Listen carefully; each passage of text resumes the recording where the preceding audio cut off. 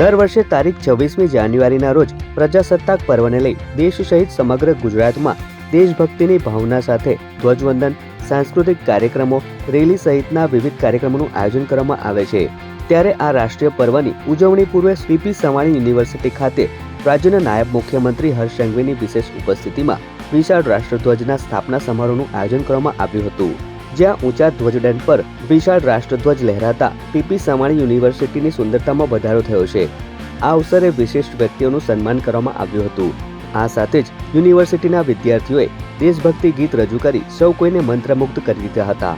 આ પ્રસંગે ગુજરાત સરકારના પાણી પુરવઠા મંત્રી ઈશ્વર પટેલ, બારડોલીના સાંસદ પ્રભુ વસાવા, માંગરોળના ધારાસભ્ય ગણપત વસાવા, સુરત મેયર દક્ષેશ માવાણી, સંસ્થાના પ્રમુખ વલ્લભ સવાણી, પરાગ સંઘાણી સહિતના આમંત્રિત મહેમાનો તેમજ મોટી સંખ્યામાં વિદ્યાર્થીઓ અને વાલીઓએ ઉપસ્થિત રહી સમગ્ર કાર્યક્રમને સફળ બનાવ્યો હતો।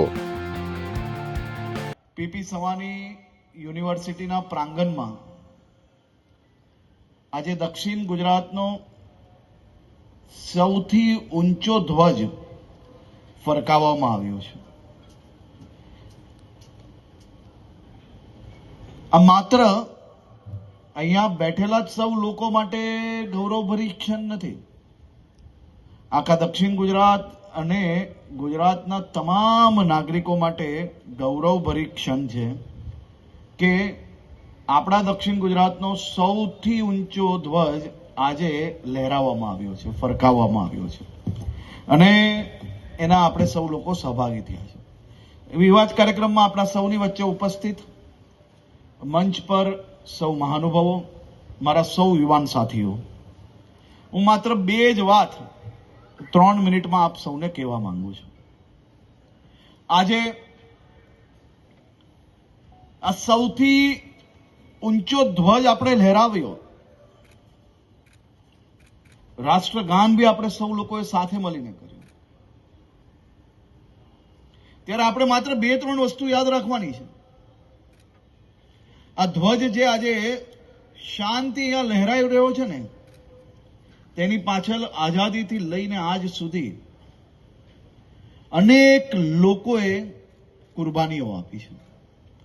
આઝાદી મેળવવાની વાત હોય કે આઝાદી મેળવ્યા પછી આ દેશની સુરક્ષાની વાત હોય, ત્યારે તમે ને હું બધા જ અહીંયા સુરક્ષિત રીતે બેઠા છીએ, પોતપોતાના પરિવાર જોડે દેશભરમાં ગમે તે ખૂણે ફરી શકીએ છીએ। એનું માત્ર ને માત્ર એક કોઈ કારણ હોય તો આ હજારો લોકોની કુરબાની, અને એ કુરબાનીને આપણે કઈ ના આપી શકીએ તો કોઈ વાંધો નથી। આજના સમયે તમે ભલે સરહદ પર જઈને ના લડી શકતા હો તો કોઈ વાંધો નથી,